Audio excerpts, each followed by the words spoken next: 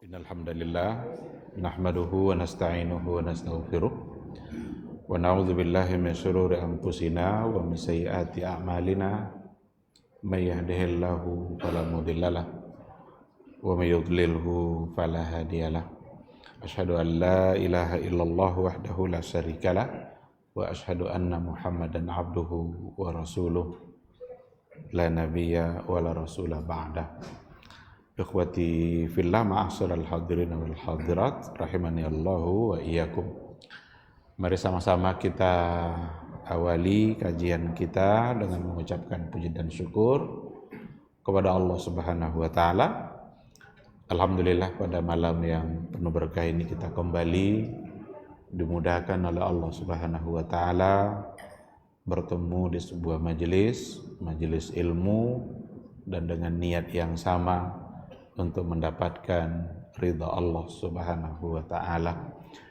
Mudah-mudahan keberadaan kita di majelis ilmu pada malam ini bisa membuat kita mendapatkan doa-doa baik dari para malaikat, dan mudah-mudahan Allah menurunkan ketenangan hati bagi kita bersama serta diliputi oleh rahmat dan kasih sayang Allah Azza wa Jalla.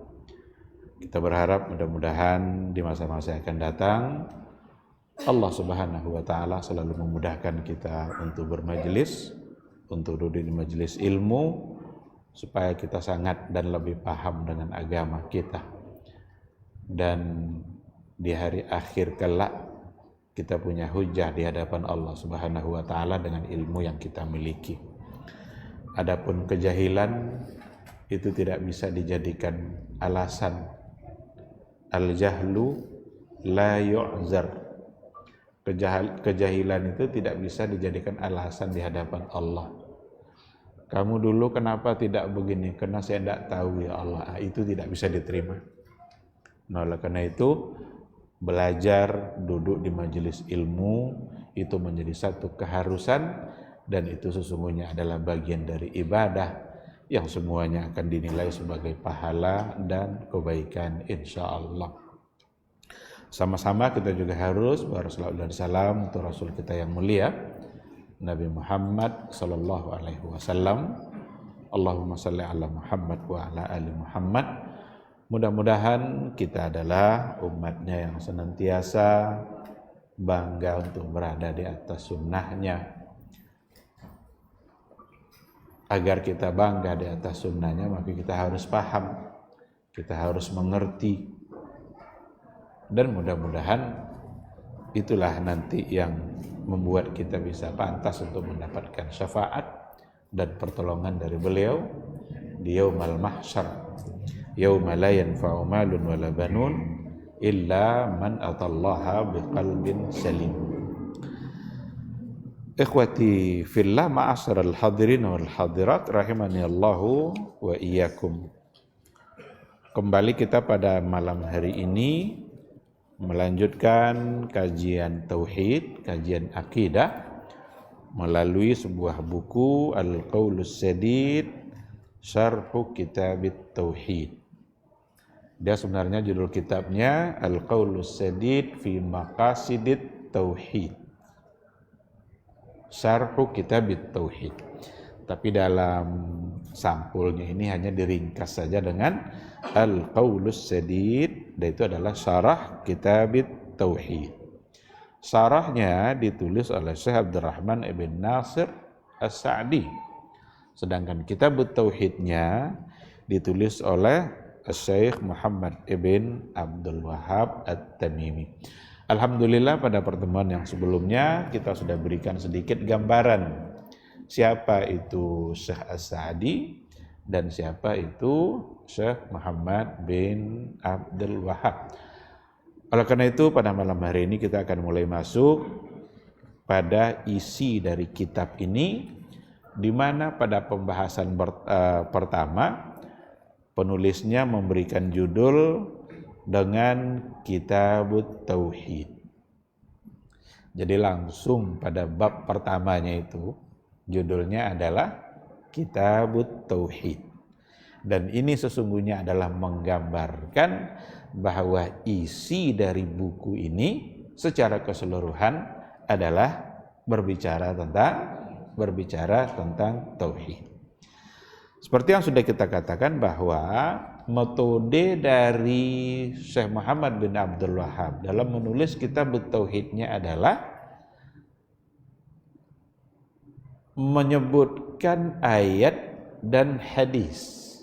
Ini ayatnya, ini hadisnya, dan setelah itu barulah beliau menyebutkan beberapa faidah yang terkait dengan ayat dan hadis.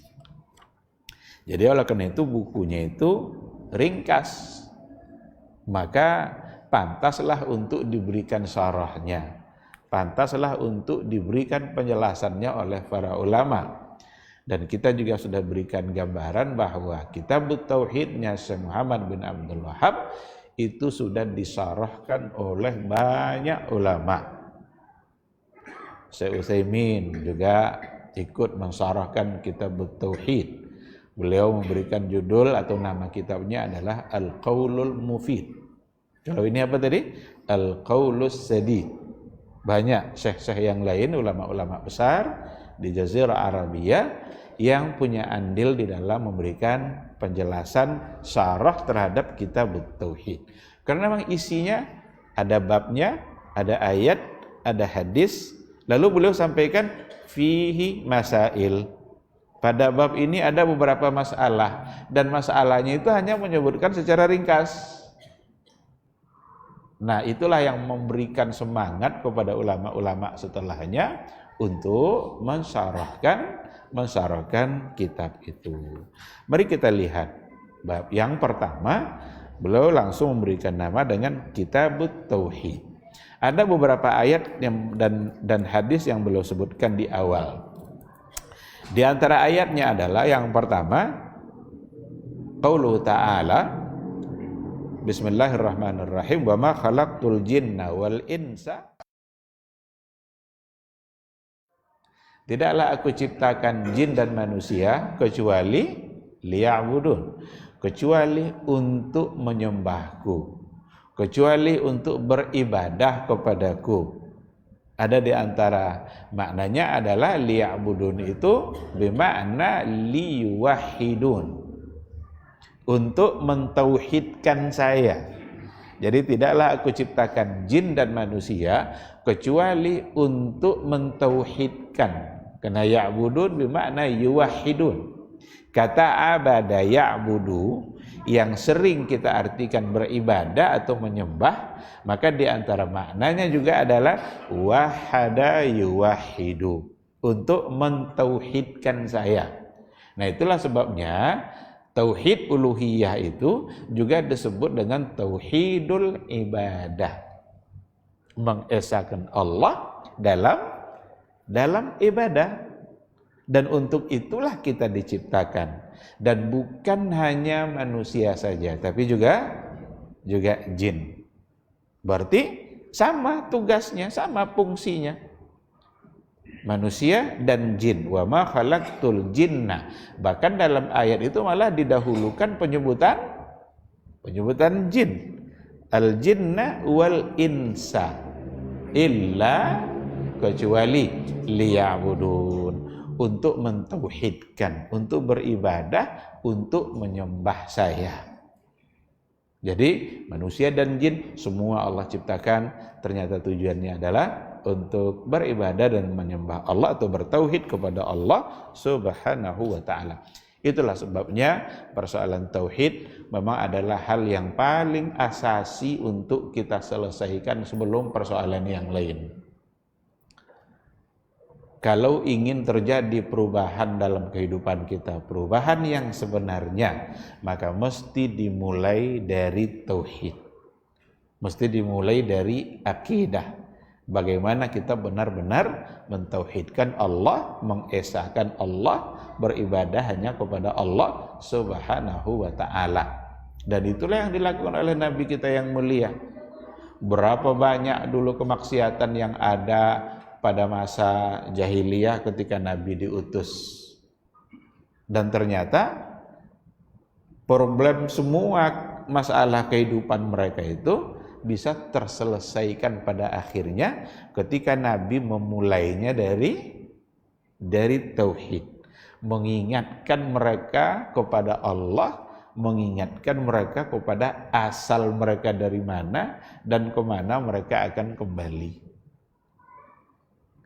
Ketika mereka sudah sadar bahwa kehidupan ini ternyata tidak akan berakhir hanya dengan kematian. Karena orang jahiliyah dulu banyak yang menganggap seperti itu. Wa ma yuhlikuna illa dahar. Tidak akan ada yang menghabiskan kita, membinasakan kita kecuali nunggu masanya saja. Kalau sudah mati, berarti persoalan selesai. Dikiranya kematian itu akhir dari segala-galanya. Nah, ketika Rasul datang, Rasul membenahi fikrah itu semua. Itu fikrah yang salah, bahwa kematian itu bukan akhir dari segala-galanya. Karena setelah kematian akan ada hidup kembali. Itulah sebabnya salah satu dari rukun iman kita yang wajib kita percaya adalah meyakini adanya hari akhir, hari berbangkit. Hari di mana nanti kita akan dibangkitkan kembali.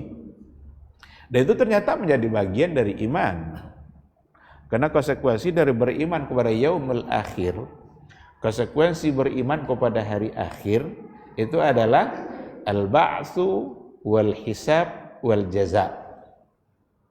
Ini konsekuensi dari beriman kepada hari akhir. Kita mengakhiri kehidupan kita di dunia, dan nanti akan ada 3 hal ini. Al-ba'tsu, hari berbangkit. Wal hisab, hari di mana kita dihisab. Wal jaza, hari di mana kita dibalas atas semua amalan yang kita lakukan selama kehidupan di dunia. Oleh karena itu, ayat-ayat yang pertama diturunkan ketika Nabi diangkat menjadi Rasul, fokus pada ayat yang memberitahukan kepada umat masyarakat jahiliyah ketika itu bahwa sesungguhnya kehidupan mereka diberikan oleh Allah dan mereka akan mati, kemudian mereka akan dibangkitkan untuk mempertanggungjawabkan semua amalan yang telah mereka lakukan. Apa contoh ayatnya? Yang di awal-awal yang turun itu kan persoalan iman, persoalan akidah, persoalan tauhid. Kita dikenalkan kepada Rabb, kepada asal kehidupan kita dari mana dan akan kembali kemana. Kalau ada ayat inna ila rabbika ruj'a, itu surat apa itu? Di awal-awal Allah turunkan. Sesungguhnya kalian akan kepada Rabb ruj'a. Ruja'a itu dari kata raja'a. Raja'a itu pulang kembali. Kalian akan pulang kepada Rabb kalian. Dan itu di ayat di awal-awal. Kullu nafsin bima kasabat rahina. Itu dalam Al-Mudaththir. Para ulama tafsir walaupun ada perbedaan, tapi banyak di antara ulama tafsir yang mengatakan surat kedua yang turun setelah Iqra 5 ayat itu Mudaththir. Yang pertama kan Iqra 5 ayat. Yang kedua, surat kedua ada yang bilang Muzammil, ada yang bilang Mudaththir. Tapi banyak di antara ulama yang bilang yang kedua adalah Mudaththir. Salah satu dari ayatnya kullu nafsin bima kasabat rahina. Semua jiwa bima kasabat, dengan apa yang telah mereka lakukan, dengan apa yang telah dia lakukan oleh jiwa tadi, rahina. Apa itu rahina? Akan diminta pertanggungjawabannya. Ini yang diingatkan mereka di awal-awal. Sehingga ini membuat mereka jadi berpikir untuk melakukan dosa. Karena apapun yang kita lakukan ternyata rahina. Nafsin di sini siapa? Semua jiwa, termasuk kita, apapun profesi kita, rahina, semua akan ada pertanggungjawabannya. Nah, itu contoh di antara ayat-ayat yang turun di awal-awal yang ternyata memang mengingatkan kemana kehidupan kita akan berakhir dan apa yang akan terjadi setelah kematian. Itulah sebabnya ini persoalan gaib yang menjadi bagian dari iman yang tidak terjangkau oleh akal orang-orang jahiliyah dulu. Kalau sekedar bahwa mereka akan mati, mereka sudah tahu. Karena secara fakta memang kawan-kawannya banyak yang mati. Tidak mungkin ada yang tidak mati. Semua pasti akan mati. Jadi mereka yakin semua. Yang mereka tidak tahu itu adalah apa yang akan terjadi setelah kematian. Nah, ketika diingatkan dengan hal-hal yang seperti itu, itulah membuat langkah awal untuk terjadinya perubahan. Kalau sudah sadar kita bahwa kita benar-benar akan dihisab, akan kembali kepada Allah dan akan mempertanggungjawabkan semua amalan, sadar kita dengan hal yang seperti itu. Dan tidak mungkin kita lari dan lepas, karena catatan Allah itu lengkap. Beda dengan catatan manusia. Manusia kan juga ada laporannya juga kan? Ada auditornya juga. Ada juga yang datang dari pusat turun ke daerah nanti untuk ngecek laporan-laporannya. Tapi kan masih bisa ditipu-tipu. AC itu harganya 1 juta, buat 2 juta. Asal ada kwitansi, selesai. Tapi nanti di akhirat tidak ada tipu-tipu seperti itu. Tidak ada yang bisa kita lari dari apa yang telah kita lakukan. Karena semuanya lengkap dalam catatan malaikatnya Allah. La yughadiru saghiraha wala kabiraha. Tidak ada yang tertinggal dari catatan malaikat. Tidak ada yang tertinggal. Yang besar, yang kecil, semua masuk dalam catatan. Ternyata ketika ayat-ayat itu dipahami oleh orang-orang terdahulu pada masa jahiliyah, itulah yang benar-benar membuat mereka menjadi berubah. Jadi perubahan dalam diri kita, dalam keluarga, dalam masyarakat mesti diawali dengan tauhid seperti ini. Mesti diawali. Kalau sekadar hukuman manusia tidak mempan. Karena manusia bisa disogok. Tidak mempan. Tapi ketika sudah bicara tentang hukuman Allah, dia adalah ahkamul hakimin, yang paling adil. Semua akan mendapatkan keadilannya.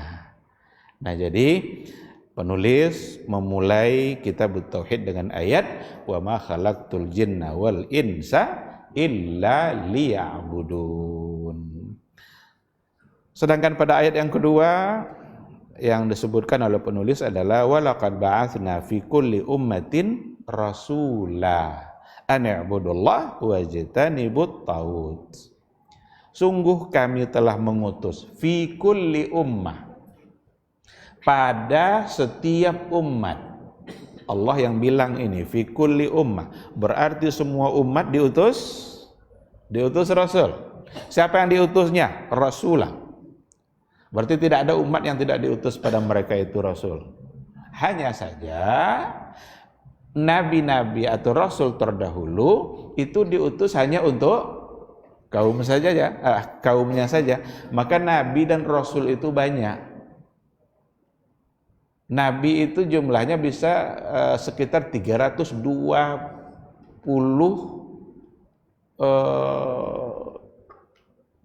ribu atau apa, pokoknya banyak.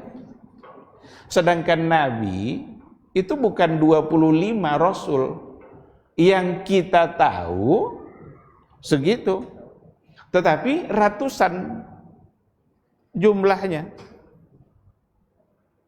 Nah, kalau nabi saja bisa ribuan, maka rasul ratusan. Yang namanya kita tahu, yang disampaikan oleh Al-Quran, yang disampaikan oleh Rasul, itu kan tidak semuanya. Nah, maka walaqad ba'atsna fi kulli ummatin rasulah. Sungguh kami telah mengutus pada setiap umat itu rasul.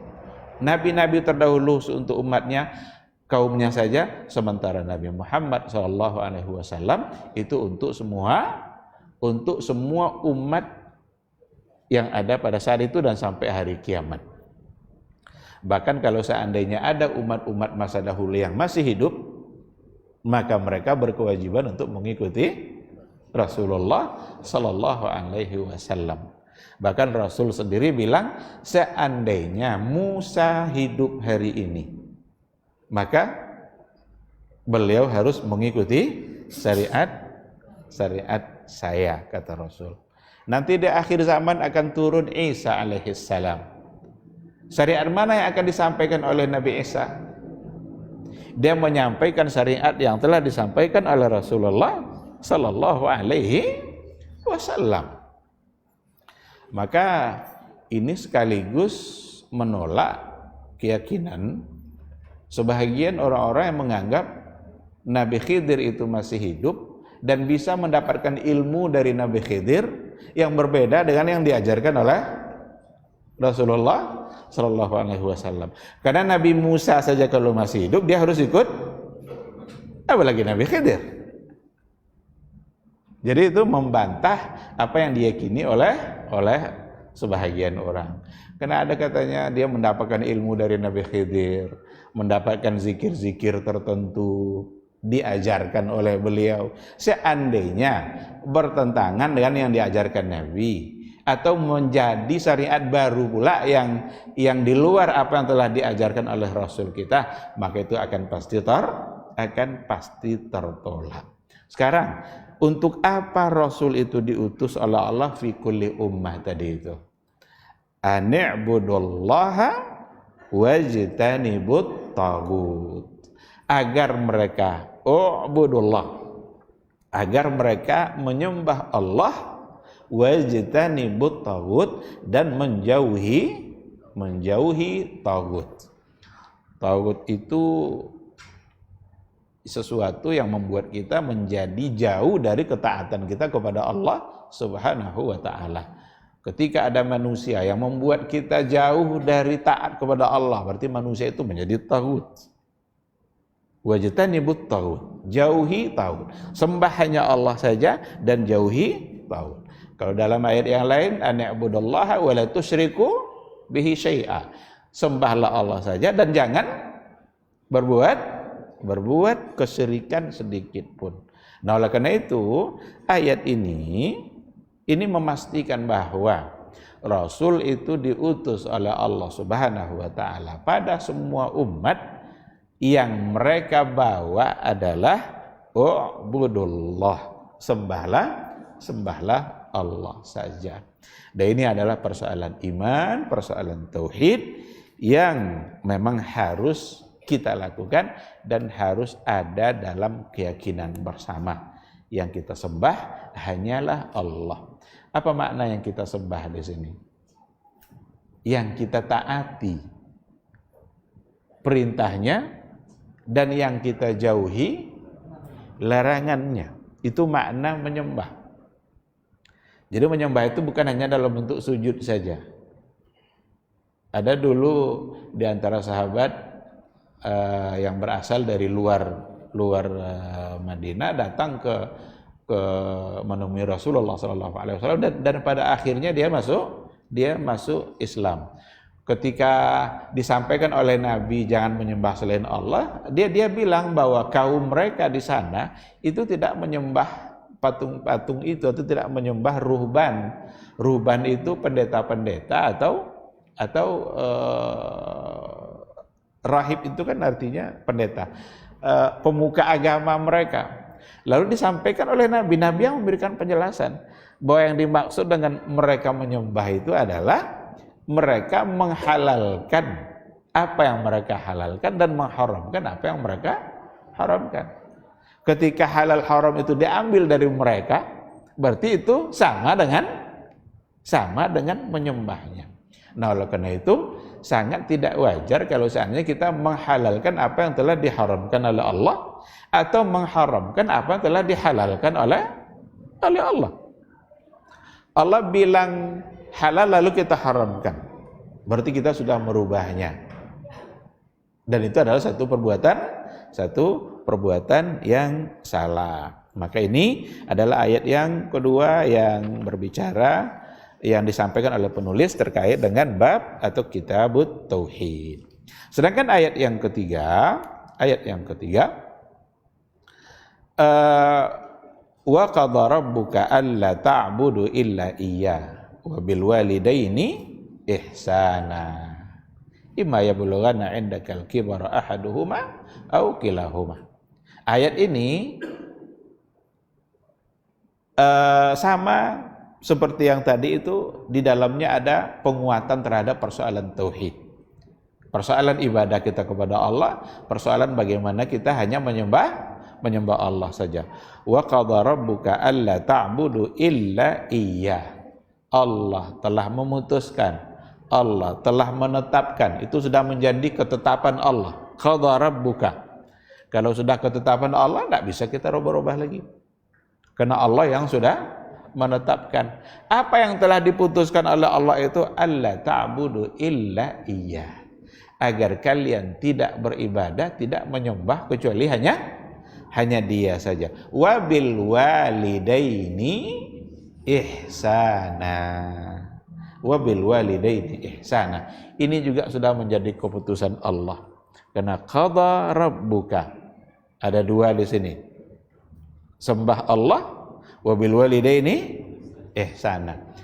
Di antara para ulama memberikan penjelasan ketika digandengkan penyebutan tauhid kepada Allah dengan ihsan dengan walidain, ini menunjukkan tingginya kedudukan berbakti kepada orang tua.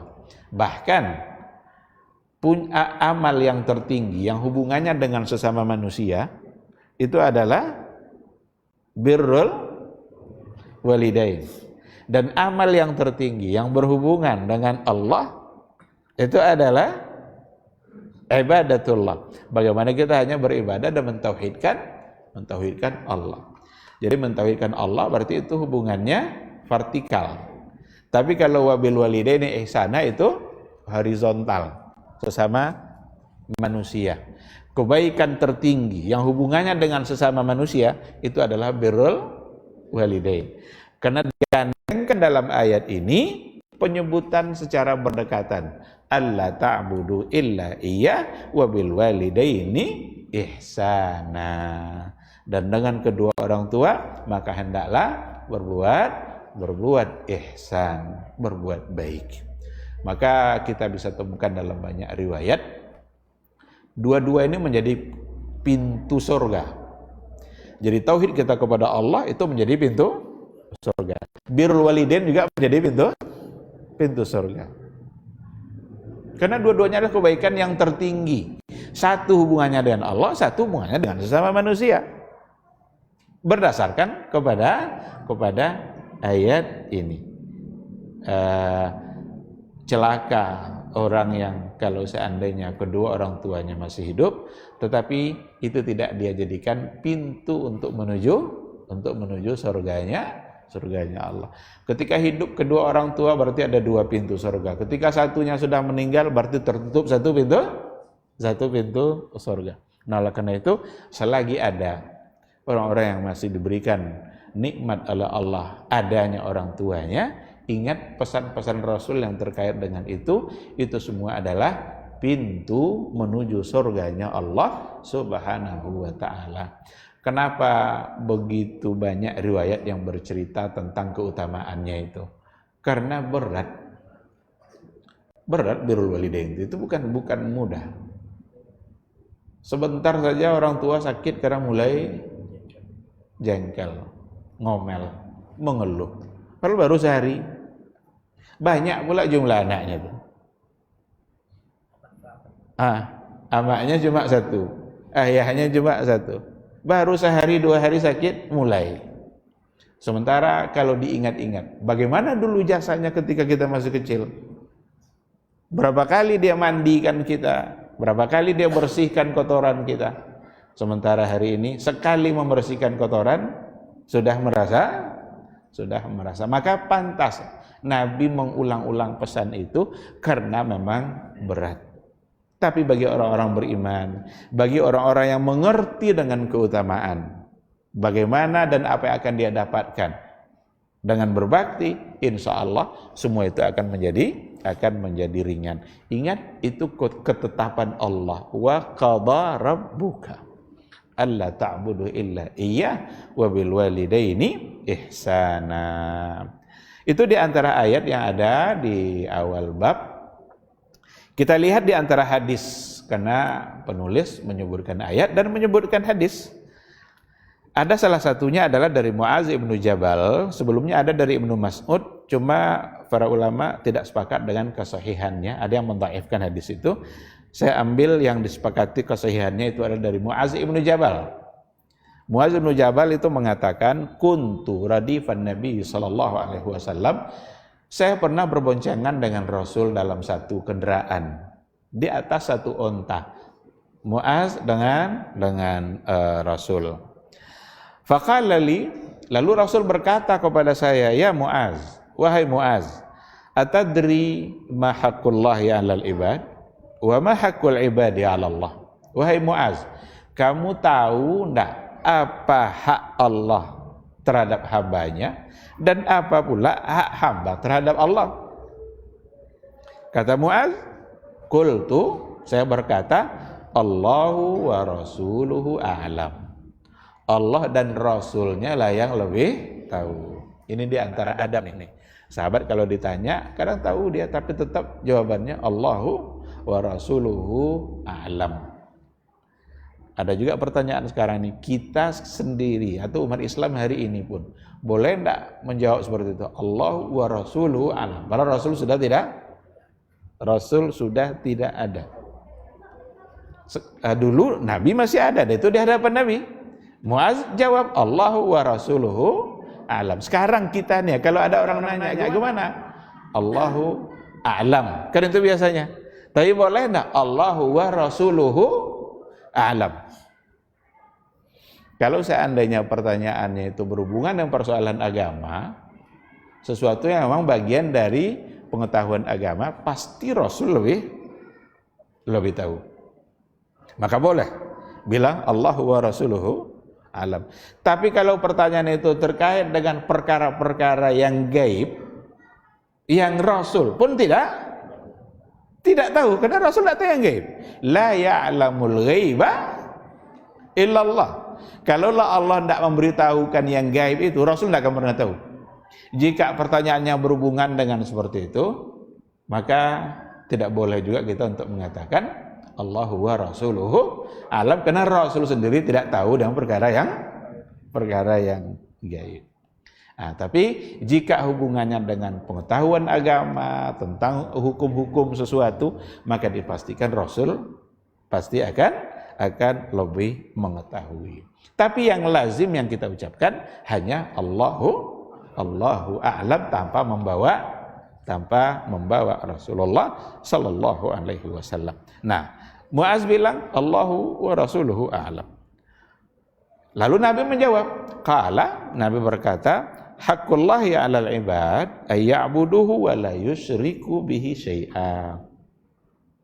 Hak Allah terhadap hambanya adalah bahwa hamba-hamba itu ya'buduhu wa la yusyriku bihi syai'a. Mentauhidkannya, menyembahnya, hanya beribadah kepadanya, wala yusyriku bihi syai'a, dan tidak untuk mensyirikkannya. Itu hak Allah dari kita. Kita benar-benar mentauhidkan Dia, dan kita benar-benar jauh dari perbuatan syirik. Itu hak Allah. Kalau seandainya kita melakukan syirik, berarti kita mengabaikan hak Allah dari kita. Karena kalau hak Allah berarti kewajiban kita. Dan hak Allah dari kita apa tadi? Menyembahnya, mentauhidkannya, dan tidak mensyirikkannya. Wa haqqul ibadi 'ala Allah, sementara hak hamba terhadap Allah, hak hamba terhadap Allah berarti sesuatu yang mesti akan Allah berikan, karena itu hak. Dan Allah tidak mungkin menzalimi siapapun. Kalau Allah tidak memberikan hak hamba, berarti Allah menzalimi. Sementara dalam ayat Allah tidak pernah menzalimi siapapun. Wa mallahu bidzallamin lil 'abid. Allah tidak pernah menzalimi siapapun hambanya. Berarti Allah pasti memberikan haknya. Apa hak itu? alla yu'adziba man la yusyriku bihi syai'a. Jadi hak hamba dari Allah adalah Allah tidak akan menyiksa hambanya itu selama hambanya itu tidak melakukan kesyirikan. Inilah ternyata hak kita yang akan kita dapatkan kalau benar-benar kita lepas dari perbuatan syirik. Berarti hak ini pasti akan kita dapatkan. Apa hak itu? Allah tidak akan menyiksa kita selama kita tidak berbuat syirik. Bertanyalah Abu Hurairah kepada Rasul. Apakah pertanyaan Abu Hurairah, ya Rasulullah, man as'adun nasi bi syafa'atika yaumal qiyamah? Siapa orang yang paling berbahagia mendapatkan syafaatmu di hari kiamat nanti? Apa jawaban Rasul? Man qala la ilaha illallah khalisan min qalbi atau khalisan liwajhi. Orang yang mengucapkan la ilaha illallah yang khalis, murni, bersih, tidak ada sedikit pun unsur kesyirikannya. Oleh karena itu memang penting sekali bagi kita untuk memahami syirik dalam kehidupan kita, karena kadang-kadang kita didangkalkan dalam persoalan syirik ini. Ada sesuatu yang sudah nyata-nyata itu sebenarnya adalah sebagai satu kesalahan, satu bentuk kesalahan, dan di dalamnya ada unsur syirik, tapi ingin dibela bahwa itu bukan syirik. Jadi benar-benar kita harus berhati-hati dalam persoalan ini, karena syirik itu akan membuat kita termasuk ke dalam daftar orang-orang yang berarti tidak memberikan hak Allah. Karena hak Allah dari kita murnikan tauhid dan jauhi syirik. Syirik dalam doa umpamanya. Bagaimana kita harus lepas dari semua bentuk syirik dalam doa? Iyyaka na'budu wa iyyaka nasta'in, itu apa maknanya?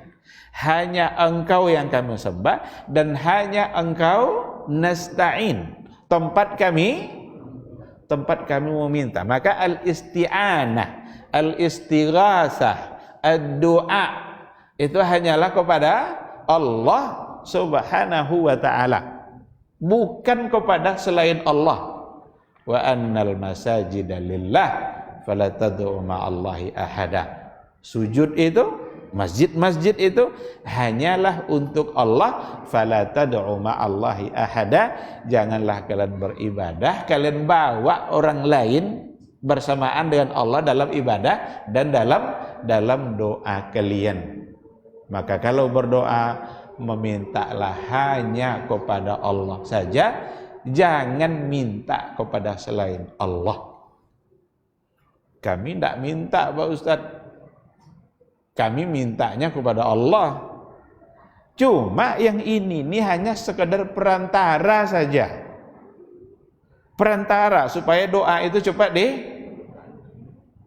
Kalau kita baca penjelasannya para ulama salaf, kalau kita baca bagaimana mereka menjelaskan, itu sesungguhnya adalah sudah menjadi bagian dari kesyirikan, karena sudah membawa-bawa orang lain dalam doa. Apalagi kalau memang orangnya sudah meninggal, sudah tidak ada. Kalau kita minta didoakan oleh orang yang masih hidup, ada di depan kita, itu bisa. Tapi orang yang kalau masih hidup, tapi dia gaib dari kita. Gaib itu artinya dia entah ada di mana, tidak ada di depan kita. Kita berharap nitipkan doa ke dia, itu saja tidak boleh. Apalagi kalau sudah mati. Kenapa tidak boleh? Kita tidak tahu dia tidak tahu kita. Kan gaib, jauh dari kita. Tapi kalau di depan kita titipkan. Titip itu maksudnya kita minta dia mendoakan kita. Orang tua kita, guru-guru kita, ulama-ulama besar datang ke dia, minta doakan, lalu nanti dia memohon kepada Allah. Kalau dia masih hidup, maka itu dapat dibenarkan. Sebagaimana dulu sahabat-sahabat meminta kepada Nabi agar Nabi berdoa meminta kepada Allah seperti supaya diturunkan hujan. Tegak Nabi khutbah di hari Jumat, ada di antara sahabat yang berdiri. Dia bilang, "Ya Rasulullah, sudah lama tidak hujan, tolong doakan agar hujan turun." Berdoa Nabi ketika itu juga belum selesai Nabi berdoa, hujan sudah turun. Itu di antara dalil-dalil yang berhubungan dengan bolehnya minta didoakan kepada orang yang masih hidup. Ternyata hujan tidak pula berhenti sampai seminggu. Jumat depannya yang kemarin minta turun hujan, dia berdiri lagi, "Ya Rasulullah, hujan sudah kebanyakan, kami kebanjiran, kebun dan hewan ternak kami banyak yang mati gara-gara banjir. Tolong doakan agar hujan tidak turun." Dia angkat tangannya oleh Nabi, tapi Nabi tidak mendoakan agar hujan tidak turun. Hujan nikmat. Kalau ya Allah jangan turunkan hujan, berarti kita minta dihentikan nikmat itu. Tapi Nabi mendoakan, "Allahumma hawalaina wala alaina." Ya Allah, bagi kami sudah cukup, tolong alihkan kepada yang lain.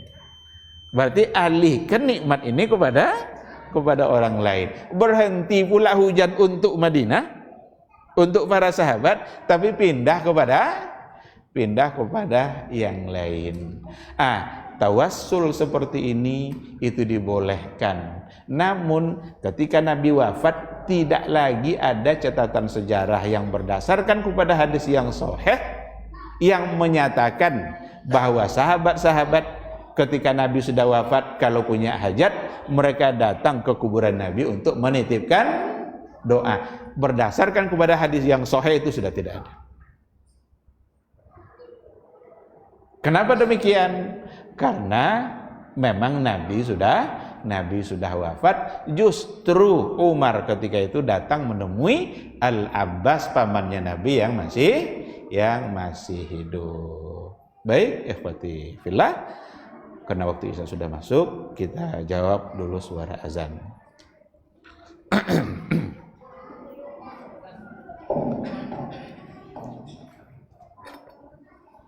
Allahu Akbar, Allahu Akbar.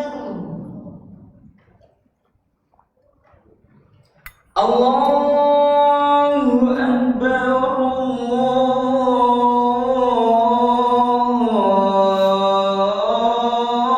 Allahu Akbar.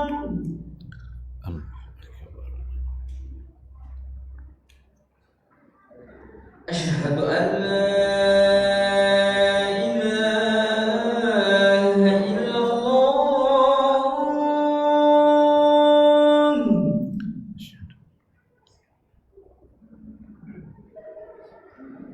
أشهد أن لا إله إلا الله.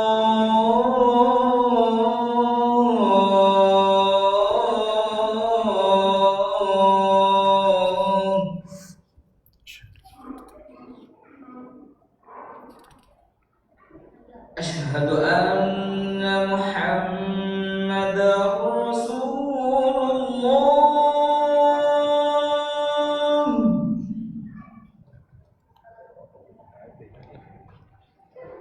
أشهد أن محمدا رسول الله.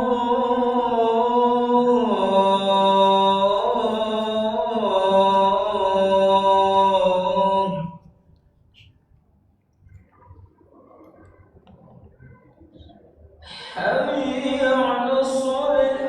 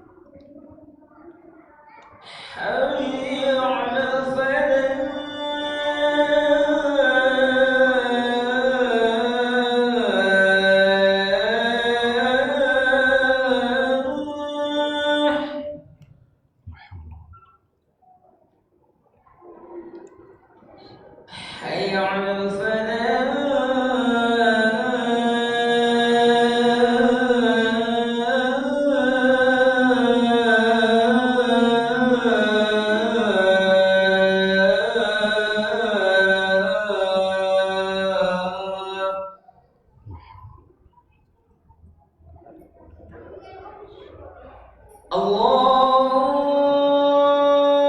Akbar, Allahu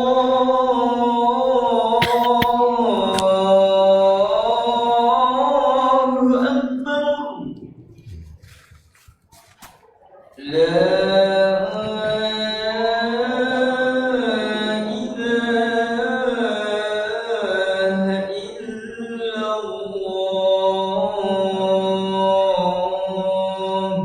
La ilaha illallah Muhammad Rasulullah. Allahumma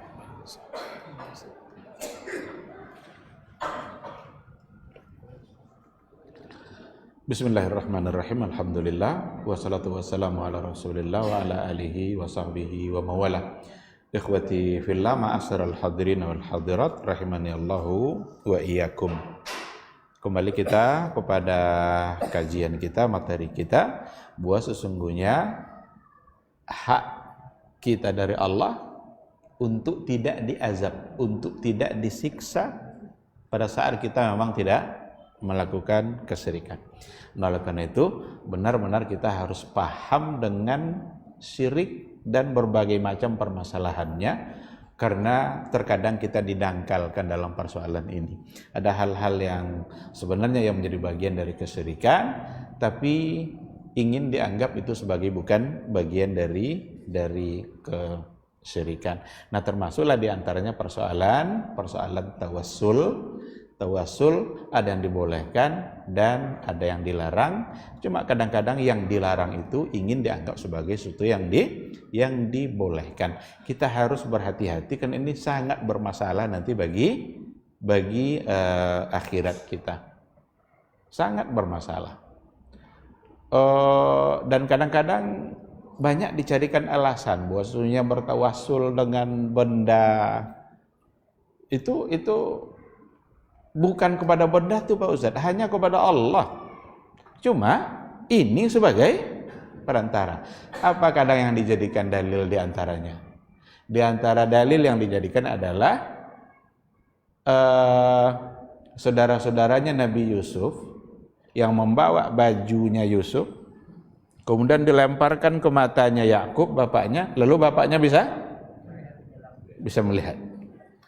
Nah, ini kan dalam ayat juga diceritakan, dilemparkan bajunya lalu matanya bisa melihat. Kan ada wasilah, kan ada barang nih, baju. Hal-hal yang seperti itu barangkali mungkin itu bagian dari mukjizat yang dimiliki oleh Nabi Yusuf. Karena yang menyuruhnya adalah Nabi yang tentu saja bimbingan dari Allah Subhanahu wa ta'ala. Seandainya sekarang ditemukan baju Nabi Yusuf itu, apakah dia akan punya khasiat seperti tadi? Bawa baju Nabi Yusuf itu lemparkan ke orang-orang buta, cari orang buta, lemparkan gini. Akan bisa dia melihat? Saya kira tidak.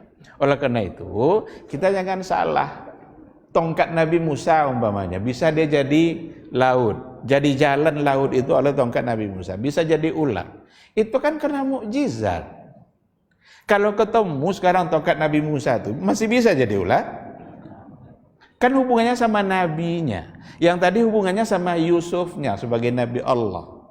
Nah, oleh karena itu hal-hal yang seperti itu tidak bisa dijadikan alasan untuk bertawassul dengan sesuatu asar atau bekas-bekas atau sesuatu yang barang-barang yang dimiliki oleh para nabi dan rasul. Kita khawatir jangan-jangan justru itu adalah merupakan perbuatan yang salah.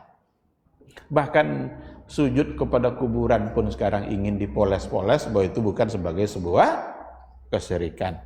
Oh, dia kan sujud bukan untuk bukan mengalihkan ketaatannya kepada Allah. Bukankah dulu saudara-saudara Nabi Yusuf juga sujud kepada Yusuf sendiri? Bapaknya Yakub dengan 11 saudara-saudaranya datang ke Mesir kemudian sujud kepada Nabi Yusuf. Dan itu bukan bagian dari kesyirikan. Nah, dijadikan alasan seperti itu. Padahal kalau kita baca bagaimana para ulama tafsir menjelaskannya, terkait dengan persoalan sujudnya saudara-saudara Yusuf kepada Yusuf sendiri. Di antara para ulama tafsir, di antara mereka mengatakan bahwa sujud yang mereka lakukan itu pada masa itu dalam syariat mereka bukanlah merupakan sesuatu yang terlarang. Tapi untuk syariat Nabi Muhammad itu kan sudah nyata-nyata bahwa tidak boleh sujud kecuali hanya kepada Allah, dan seandainya lah boleh sujud orang kepada orang lain, maka akan saya perintahkan istri sujud kepada suami. Nah, jadi ikhwati fillah, perlu kita berhati-hati, pahami baik-baik mana yang syirik, mana yang tidak. Karena ini adalah hak Allah dari kita dan akan membuat kita juga mendapatkan hak kita dari Allah. Kalau benar-benar kita bertauhid dan bebas dari semua kesyirikan, maka insya Allah kita akan mendapatkan hak itu, dan Allah tidak akan menzalimi siapapun dengan tidak memberikan hak yang pantas untuk dia dapatkan. Ketika Nabi menjawab seperti itu, Muaz berkata kepada Nabi, apa perkataan Muaz kepada Rasul? Ya Rasulullah, wahai Rasulullah, afala ubasyirun nas, apakah saya tidak harus segera sampaikan ini kepada manusia, kepada orang-orang lain? Ini sebagai sebuah harapan besar nih.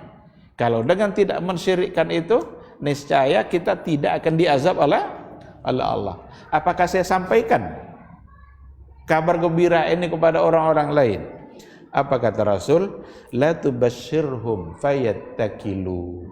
La tubasyirhum. Jangan segera sampaikan. Khawatir nanti mereka fayattakilu. Nanti mereka itu malas-malas lagi beribadah karena semata-mata hanya untuk meninggalkan kesyirikan itu.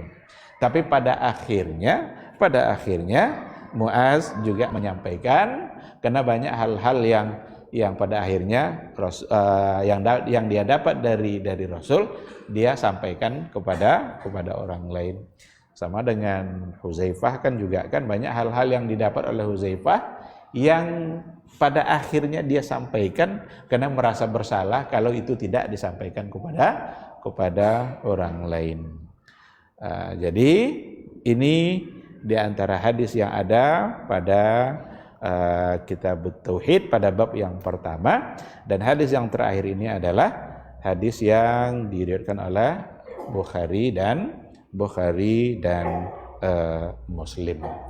Hadis yang datang dari Bukhari dan Muslim sesuatu yang memang disepakati oleh para ulama sebagai hadis yang sahih. Ada sebenarnya satu hadis dari Ibnu Mas'ud, datang dari Ibnu Mas'ud, riwayat Imam Tirmizi, tetapi dikatakan bahwa hadza hadisun hasanun gharib, ini hadis yang agak asing karena hanya datang dari Imam At-Tirmizi. Bahkan sebagian di antara ulama hadis mendhaifkannya, seperti Syekh Albani yang ikut untuk mendhaifkan hadis ini, di mana kata Ibnu Mas'ud, man arada ayyazura ila wasiyati Muhammadin sallallahu alaihi wasallam allati 'alaiha khatimuha falyaqra qaulahu ta'ala. Siapa yang ingin melihat kepada wasiat Nabi, siapa yang ingin melihat kepada wasiat Nabi Muhammad sallallahu alaihi wasallam yang padanya ada puncak dari wasiat, falyaqra qaulahu ta'ala, maka hendaklah dia membaca perkataan Allah ada di dalam surat Al-An'am 151, qul ta'alu atlu ma harrama rabbukum alaikum. Katakanlah ta'alu, ayo, atlu, saya bacakan kepada kalian, ma harrama rabbukum alaikum, apa yang telah diharamkan oleh Rabb kalian untuk kalian. Yang paling diharamkan itu seperti yang kita jelaskan tadi, itu adalah perbuatan syirik, sampai pada firman Allah, wa anna hadza sirati mustaqima fattabi'uhu wa la tattabi'us subul. ini adalah jalanku yang lurus, mustaqimah, lurus. Fattabi'uhu, ikutilah jalan lurus itu, wala tattabi'us subul. Jangan ikuti subul. Kalau sabil itu jalannya Allah, jalan Rasul dan jalannya Allah. Kalau subul itu jalan-jalan lain selain daripada jalan Allah dan Rasul yang membawa kita menuju penyimpangan dan kesesatan. Maka dulu Rasul di hadapan sahabat itu pernah membuat garis lurus itu. Di hadapan sahabat, di garisnya Nabi sama lurus gini. Ini jalan saya. Di samping garis lurus ini dibuat Nabi jalan bengkok-bengkok. Yang lurus ini jalan saya. Yang bengkok-bengkok ini jalan syaitan. Dan bahkan nanti akan ada duat, akan ada nanti dai-dai, penyeru, mengajak ila abwabi jahannam, yang mengajak kepada pintu-pintu jahannam melalui jalan-jalan yang bercabang ini. Oleh karena itu kata Rasul, tetap saja di jalan saya, apapun yang terjadi, dan jangan ikuti jalan yang bengkok-bengkok tadi. Wala tattabi'us subul. Jangan kalian mengikuti jalan-jalan lain selain daripada yang telah digariskan oleh Rasulullah sallallahu alaihi wasallam. Ikhwati fillah, ma'asyiral hadirin wal hadirat, kita baru membaca ayat-ayatnya dan hadis-hadisnya. Kita belum masuk kepada penjelasan bagaimana Syekh Abdurrahman As-Sa'di memberikan penjelasan tentang bab ini, tentang kitab tauhid dan tentang ayat-ayat yang berhubungan dengan akidah. Karena setelah itu barulah di bawahnya diberikan penjelasan syarah yang datang dari Syekh Abdurrahman Ibn Nasir As-Sa'di. Insyaallah pada pertemuan yang akan datang kita akan sambung dan kita akan jelaskan bagaimana Syekh As-Sa'di memberikan penjelasan tentang ayat-ayat yang tadi itu. Wallahu subhanahu wa ta'ala a'lam. Terima kasih.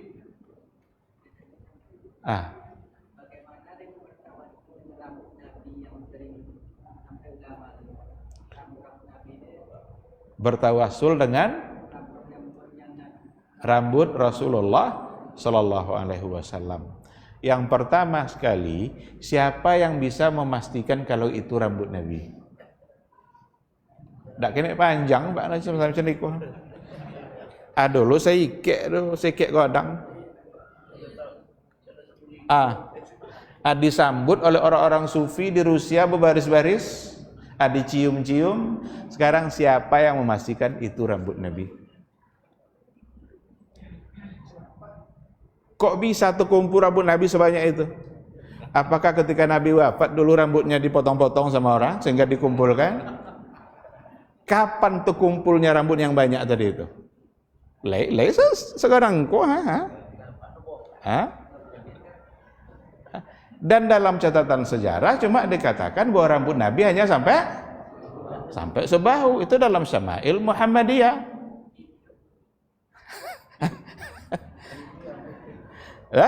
Atau tumbuh buat tiga.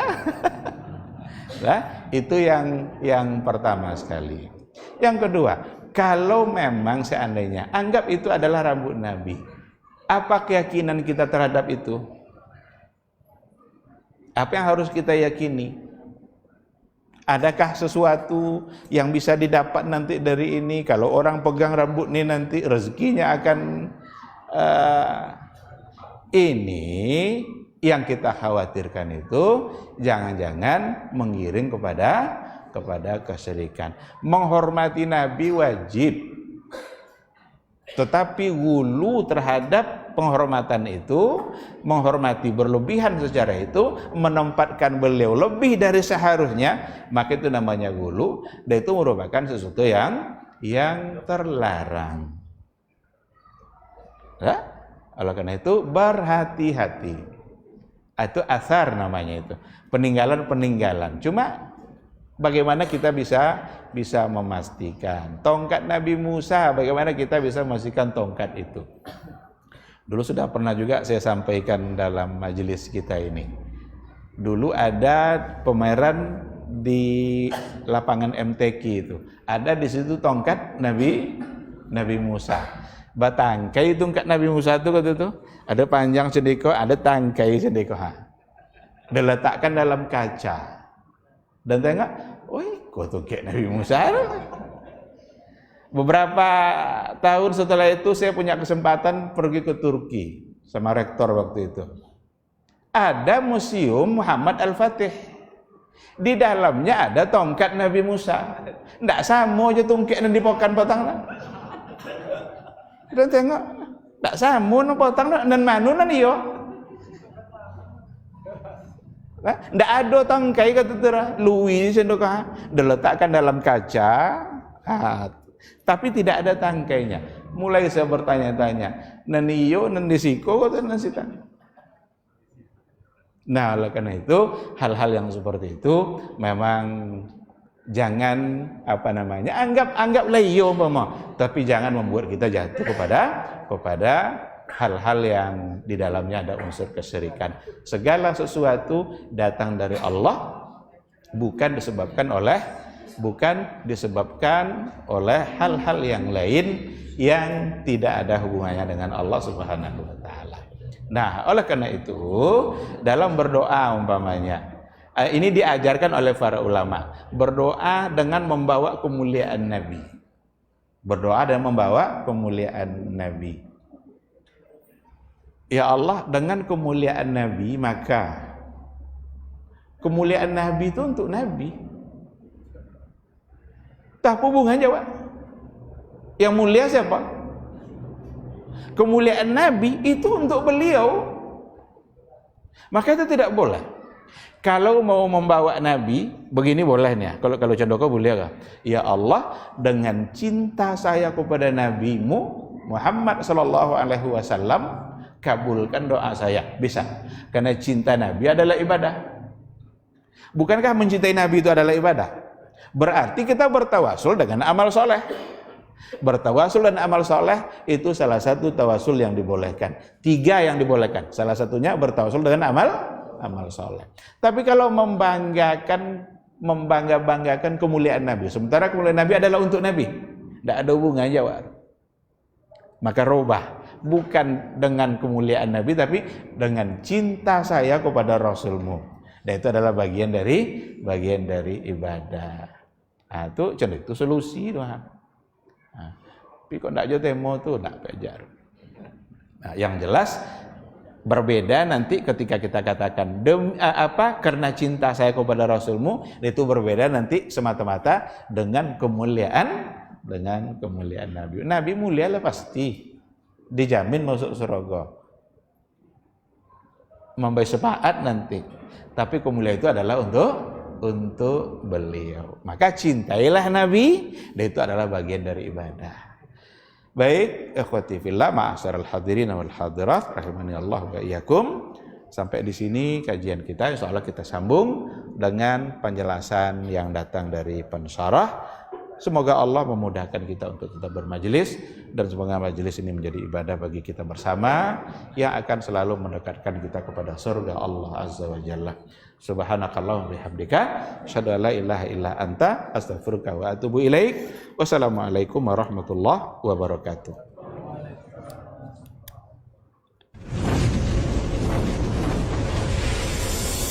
Baba TV Sunnah, belajar agama baru alim.